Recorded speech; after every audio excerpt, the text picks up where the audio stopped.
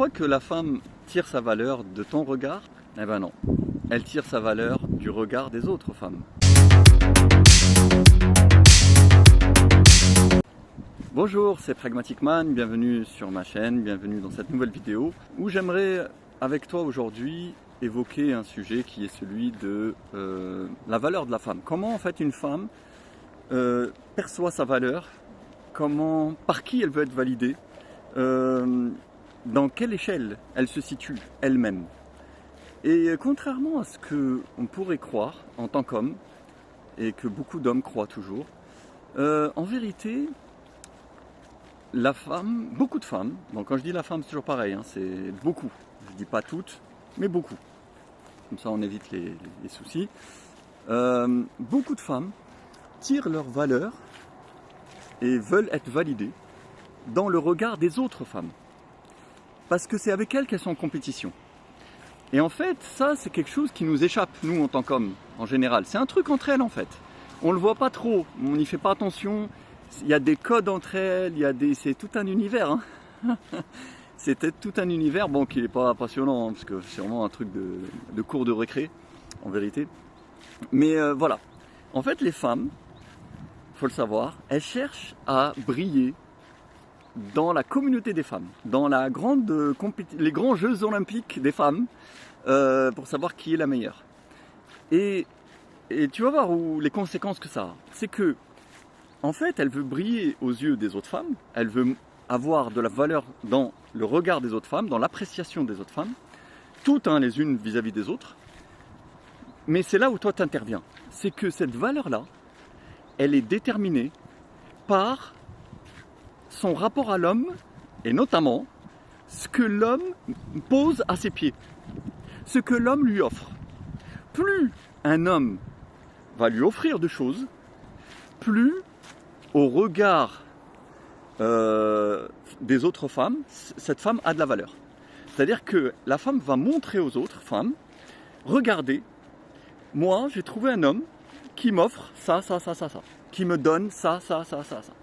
Et plus l'homme lui donne beaucoup, plus les autres femmes vont dire waouh, t'as de la valeur.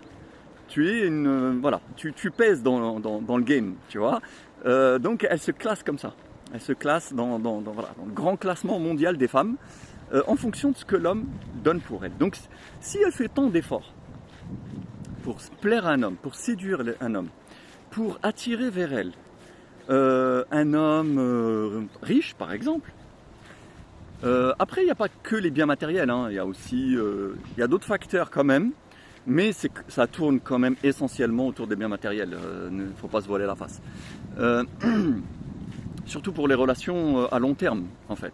Après pour des petites aventures, elle peut très bien s'en passer, et d'ailleurs c'est ce que la plupart font, et aller vers quelque chose qui lui plaît de manière plus instinctive, plus animale on va dire presque. Mais pour des choses sérieuses, officielles, qui sont acceptées dans la compétition, tu vois, qui sont homologuées dans les Jeux Olympiques des femmes, tu vois, parce que dans les Jeux Olympiques des femmes, bon, les petites aventures à droite à gauche, ça compte pas. C'est pas homologué.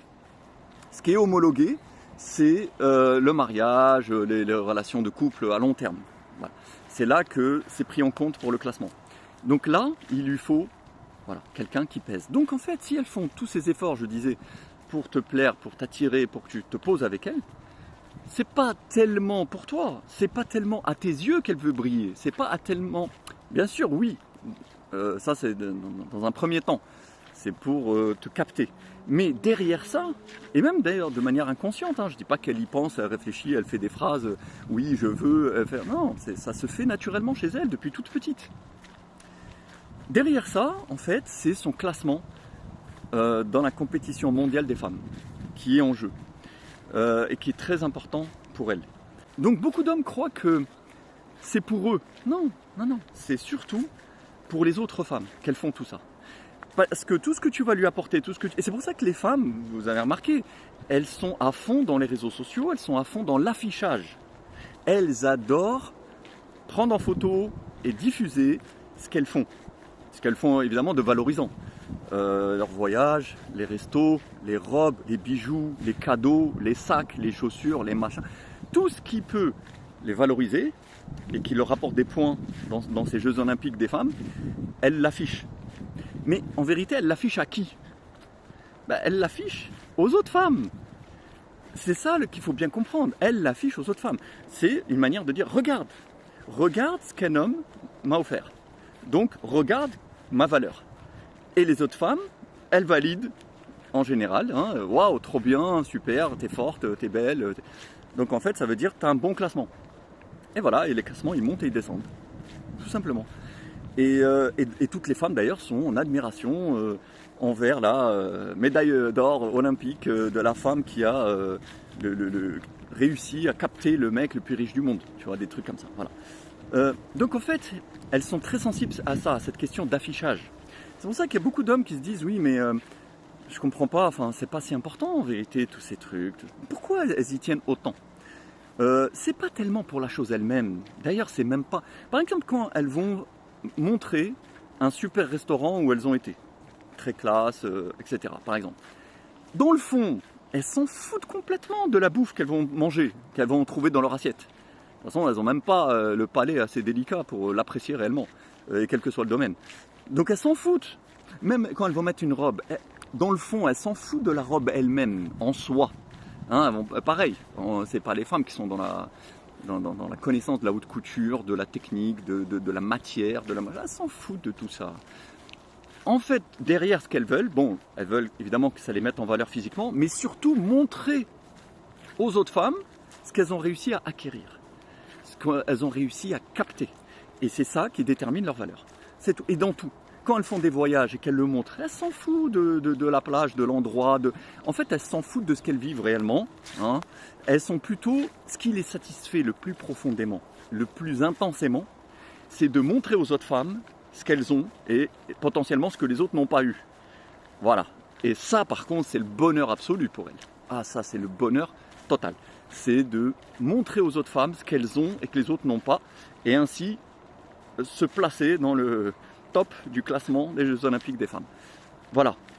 Donc c'est pour ça qu'elles ont cette soif d'acquisition et d'affichage, surtout. Et donc, il y a une deuxième chose aussi à comprendre, c'est que, de ce fait, la femme, elle s'en fout de gagner, par exemple, de se payer ces choses elle-même. Ça ne la satisfait pas vraiment. Parce que c'est pas pareil, c'est pas homologué. Dans le classement, dans les Jeux Olympiques, là, quand on compte les points pour déterminer la valeur de la femme, entre elles font ça, c'est pas homologué. Si tu t'es payé toi-même ton voyage, ton resto, ton sac à main, ça compte pas, c'est hors catégorie. C'est bien, c'est super, ouais, t'es forte, t'es intelligente, c'est génial, t'as de l'argent, t'as payé, c'est bien. Mais ça compte pas dans le classement, ça détermine pas ta valeur. Non, ce qui détermine la valeur, c'est qu'un homme te le donne. C'est qu'un homme, lui, il est souffert, il s'est fatigué, il a pris des risques, il s'est défoncé pour gagner de l'argent, pour t'offrir ça. C'est-à-dire qu'il t'a fait une sorte d'offrande. Voilà, c'est comme si c'était des déesses et on leur fait des offrandes qu'on dépose comme ça à leurs pieds. Et en fait, toutes les déesses entre elles se comparent en fonction du nombre d'offrandes qu'elles ont. Voilà, et de la valeur des offrandes, tout simplement. Mais si c'est elle-même qui dépose sa propre offrande à elle-même, c'est nul. Et c'est pour ça que la plupart des femmes, elles n'aiment pas ça. Même si elles ont de l'argent, elles préfèrent mettre leur argent de côté ou même le dilapider dans n'importe quoi, mais recevoir ça d'un homme. C'est ça qui est fondamentalement, évidemment, le contraire de comment fonctionne un homme. Un homme, sa satisfaction, son bonheur, c'est de s'offrir des choses par lui-même, par ses propres capacités. C'est d'acquérir ce qu'il veut par ses propres forces. C'est ça qui rend un homme particulièrement heureux et fier de lui. Une femme, non. Une femme, elle ne sera pas fière de dire, regardez, je suis chef d'entreprise, j'ai réussi à faire beaucoup d'argent et je me suis payé moi-même une super villa. Les autres femmes, elles vont dire, ouais, c'est bien, c'est super, mais ça vaut rien, c'est pas homologué, ça ne donne pas ta valeur. Dans l'échelle de valeur des femmes, t'es nul. Parce que c'est toi-même qui te l'es payé, donc ça vaut rien. Ce qui vaut, c'est que si c'était un homme qui te l'avait payé, c'est si c'était un homme qui t'avait offert ça. Là, ça donne de la valeur. Du coup, là, on comprend un peu la logique. Et c'est ça mon but, moi, c'est d'essayer faire comprendre un peu les logiques cachées, parce qu'évidemment le système se garde bien de mettre le doigt sur ces phénomènes, hein, parce qu'on est censé évidemment être tous égaux, on est tous égaux, la femme c'est super, elle est, voilà. Et puis il y a tout le discours féministe, oui, on n'a pas besoin des hommes, une femme aussi, elle peut se payer ce qu'elle veut. Il y a des femmes qui parlent comme ça. Oui, moi j'ai pas besoin d'un homme, hein. Si je veux vraiment me payer telle ou telle chose, je travaille, j'ai mon argent, je peux le faire moi-même, j'ai pas besoin qu'un homme le fasse, pour essayer de se dédouaner de cette accusation de vampirisme. Mais c'est malhonnête et c'est hypocrite, parce qu'elles savent très bien que oui, elles pourraient, elles peuvent. Et d'ailleurs, quand elles n'ont pas le choix, elles finissent par le faire. Tu vois, elles se payent des trucs quand il y a plus, par exemple, elles ne sont pas en couple. Voilà, il n'y a pas d'homme qui est là pour elles, ce qui est le cas de millions de femmes. Hein. Elles se payent elles-mêmes leurs trucs. Elles essayent de se consoler comme ça. Mais elles savent très bien que, encore une fois, c'est pas homologué au classement. C'est-à-dire que ça ne leur donne pas de valeur. Une chose qu'une femme se paye à elle-même ne lui donne aucune valeur.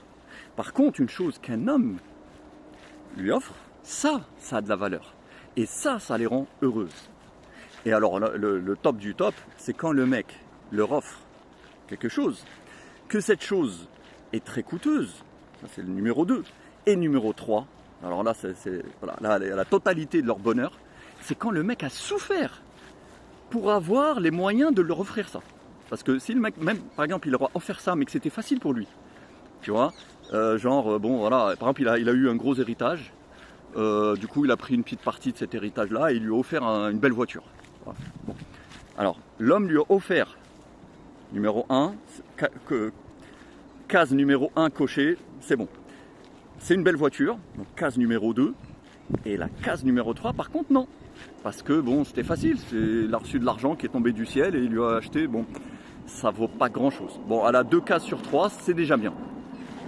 Mais, si maintenant, le mec, il lui a offert une belle voiture, donc, il lui a offert, case numéro 1, coché, une belle voiture, case numéro 2, coché, mais en plus, il a bossé comme un malade pendant 5 ans pour économiser, pour lui offrir ça, et il s'est cassé le dos et il a fait 2 boulots par mois, enfin bref, il s'est tué à la tâche pour pouvoir lui offrir ça. Là, la case numéro 3 est cochée et là, c'est le bonheur total. Là, elles sont heureuses. Ah, là, c'est... Parce que là, dans le classement des Jeux Olympiques des femmes, la case numéro 3, tu vois, ça fait compte triple. C'est comme le Scrabble, tu vois, c'est compte triple direct. C'est waouh, magnifique. Dans le comptage des points, ça explose, tu vois. C'est ça le top pour elle. C'est qu'on lui offre quelque chose, que cette chose ait beaucoup de valeur financièrement, voilà, tout simplement. Vulgairement, c'est que ça coûte cher. Donc un bijou, etc. Et en 3, que le mec ait souffert pour lui offrir ça. Et c'est là où on voit en fait le niveau finalement de perversion incroyable de ce système. C'est-à-dire que leur bonheur dépend en grande partie de ta souffrance. Tu vois ce que je veux dire? Plus tu souffres pour elle et pour lui offrir un maximum de choses, à ton détriment, au détriment de ton temps, de ta santé, de ton énergie, de ta sérénité, c'est-à-dire plus tu sacrifies pour elle, plus elle est contente, plus elle est heureuse, et plus au regard des autres femmes, elle a de la valeur. C'est-à-dire que les femmes évaluent leur valeur entre elles à leur capacité, j'allais dire, à faire souffrir un homme. Pas vraiment ça, mais un peu de ça. Leur capacité à faire souffrir un homme, à ce qu'un homme se sacrifie pour elle, et lui offre un maximum de choses et se tue toute sa vie à la tâche pour elle. Là, dans le game des femmes, elles sont très haut placées. C'est quand même, moi je trouve problématique. Voilà. C'est-à-dire que quand on est un homme, quand on prend conscience de ça, on se dit, mais est-ce que je vais rentrer dans leur jeu, moi? C'est-à-dire que toi, tu es un figurant dans ces Jeux Olympiques. Tu vois, tu es un accessoire. Tu es un moyen pour elles encore une fois, de briller aux yeux des autres. Tu es un moyen pour elles de monter dans l'échelle sociale, la hiérarchie féminine, la hiérarchie des femmes. Voilà, dans la meute de louves. Dans la meute des louves, pour être le leader, voilà, pour se situer dans cette meute, de louves, de hyènes, de ce que tu veux, eh ben, elles ont besoin de l'homme comme un acteur indirect en fait. Voilà, un moyen de, voilà, je sais pas. En gros, plus elles arrivent à vampiriser très fort un homme, plus elles ont de la valeur. Voilà. Donc, moi, je sais pas pour toi, mais moi, je pense que ça me pose problème. Hein. Moi, je veux pas être vampirisé et je veux pas participer à ce jeu. Tu vois, et c'est pour ça d'ailleurs qu'elle crée tout un tas de mécanismes de pression morale sur l'homme pour faire ça. Tu vois, elle crée des valeurs morales, par exemple. La valeur morale typique, c'est elles définissent la virilité et elles te mettent cette définition dans la tête pour la faire coïncider avec leurs intérêts. Donc elles vont te dire, un homme viril, ce qu'elles appellent par exemple homme capable, hein, aujourd'hui c'est ça, un homme capable, c'est-à-dire un homme viril, c'est un homme qui est pleinement à son service. C'est un homme qui fait tout pour elle. C'est un homme qui va se défoncer pour elle, qui va tout lui offrir. Ça, elles appellent ça un homme capable. Oui, capable de quoi? Capable. Ah, magnifique. Il y a une jolie perruche là. Donc, c'est un homme qui est capable de lui donner tout et donc de la faire monter dans le classement des Jeux Olympiques des femmes. Tu vois?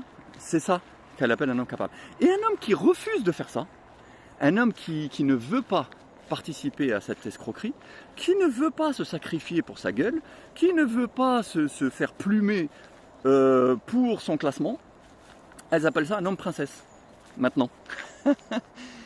Tu vois, elles dévalorisent, elles dégradent, elles dénigrent l'homme qui refuse de participer. Pourquoi? Parce qu'en fait, elles ont besoin de l'homme pour ça. Parce qu'encore une fois, si elles parvenaient par leurs propres moyens, ce qui est déjà très difficile, hein, quasiment impossible, parce qu'en vérité, franchement, quand tu vois la réalité du terrain, les femmes ne créent pas de richesse. Hein. Voilà. Les femmes ne créent pas de richesse, elles n'en ont jamais créé, elles sont incapables de le faire. En général, sauf exception. Mais je veux dire, voilà, tu n'as qu'à regarder les grandes entreprises, etc. Elles ont toutes été fondées, développées, dirigées par des hommes. Jamais par des femmes, quasiment. Après, on va me dire, si, il y a le PDG de tel... C'est un cas sur 1000. Voilà. En gros, en général... Moi, qu'on me dise par exemple, est-ce qu'il y a une grande société multinationale qui a été fondée par une femme, ou développée par une femme, ou qui même aujourd'hui est dirigée par une femme? Ou alors si elle est dirigée par une femme, elle a autour d'elle toute une équipe de mecs qui lui disent ce qu'il faut faire et elle juste elle signe. En général, c'est juste ça. Bref, donc les femmes, elles ne créent pas de richesse.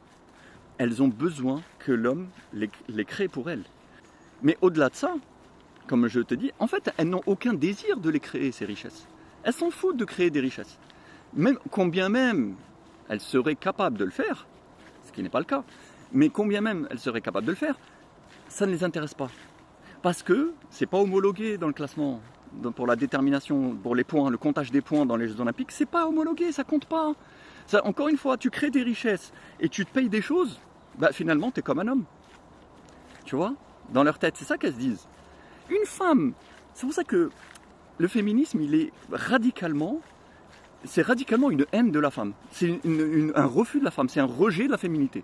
Parce que une femme qui crée de la richesse, qui fait des études, qui crée un truc, qui se défonce, qui travaille, qui machin, qui arrive à générer de l'argent et qui se paye plein de choses, aux yeux des autres femmes, et même elle-même, aux yeux d'elle-même, bah, elle se dira finalement je suis un homme, je suis comme un homme. Voilà, je suis un homme avec un corps de femme. Mais je vaux rien dans l'échelle des femmes. Voilà, je vaux rien du tout dans les Jeux Olympiques des femmes. Parce que la vraie femme, c'est celle qui fait rien, qui produit rien, et à qui on donne tout. Ça, c'est la femme magnifique. Ça, c'est la femme qui cartonne. Ça, c'est la médaille d'or. C'est la femme, pourquoi? Parce qu'elles estiment entre elles que... Bah, pourquoi elle a obtenu tout ça? Bah, juste parce qu'elle est belle. Parce qu'elle est belle, elle est fraîche, et qu'elle sait parfaitement manipuler émotionnellement et sentimentalement un homme.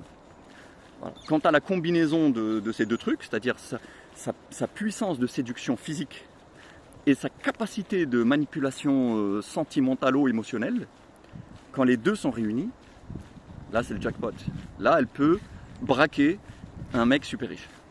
Voilà. Donc, aux yeux des autres femmes, elle sera classée numéro 1. Voilà, elle va gagner la compétition. Alors qu'une femme qui acquiert tout par elle-même, ça veut dire qu'elle n'a pas les moyens de se les faire offrir par un homme. Ça veut dire qu'elle n'est pas capable de se les faire offrir par un homme. Donc c'est-à-dire que soit elle est moche, vieille, moche, grosse, ou alors, et aussi, souvent d'ailleurs ça va de pair, qu'elle n'a pas su séduire un homme, elle n'a pas su manipuler un homme pour lui soutirer ces choses-là. Donc elle a dû le faire par elle-même. Donc en fait, une femme qui réussit par elle-même, c'est toujours un échec. Voilà, une femme qui réussit par elle-même, c'est un échec aux yeux d'elle-même et aux yeux des autres femmes.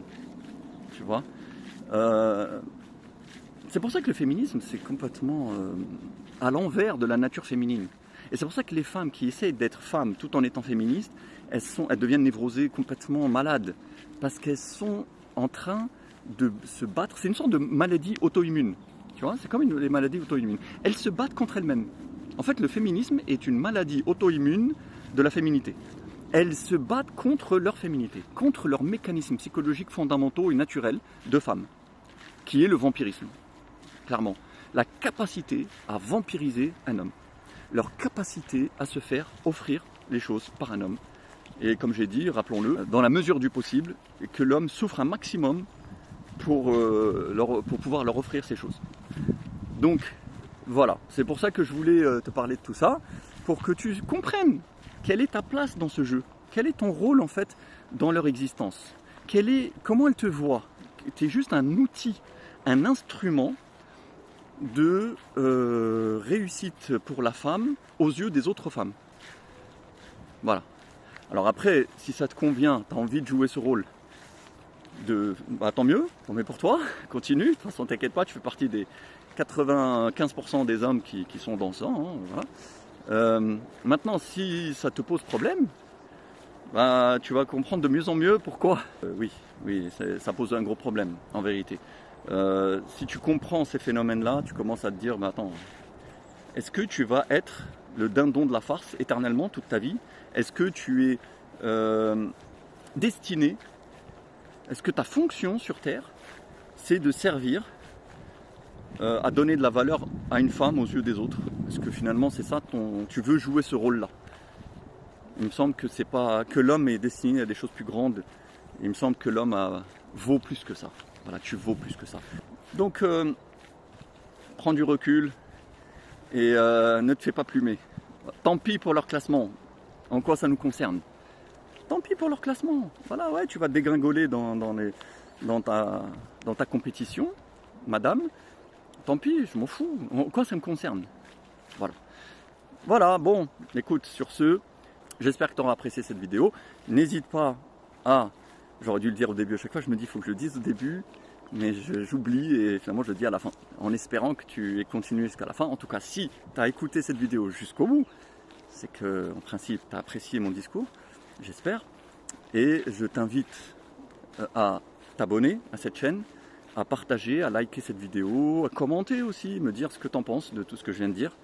Même si tu es une femme d'ailleurs, si par hasard une femme tombe dessus, s'il te plaît, dis-moi honnêtement, j'insiste bien, honnêtement, même si je sais que ça va te demander un effort immense, mais essaye une fois dans ta vie d'être honnête, dis-moi si vraiment je me trompe, ou si ce que je dis est vrai, ou en tout cas très proche du vrai, ça m'intéresse.